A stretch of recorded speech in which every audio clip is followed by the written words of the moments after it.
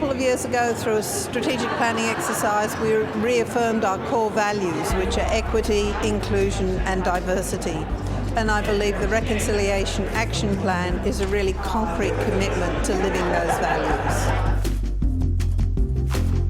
Well, it's splendid occasion. The commitment to Indigenous knowledge is a wonderful development for the Academy, and we've got a genuine working plan that obliges us to pursue that seriously.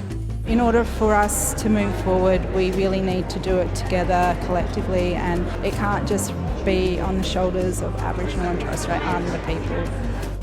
We've got some wonderful members, fellows like Marcia, and some wonderful early career scholars like Bobby who have really laid out the challenge for us, and a good milestone. I think this will stick in memory for a long time.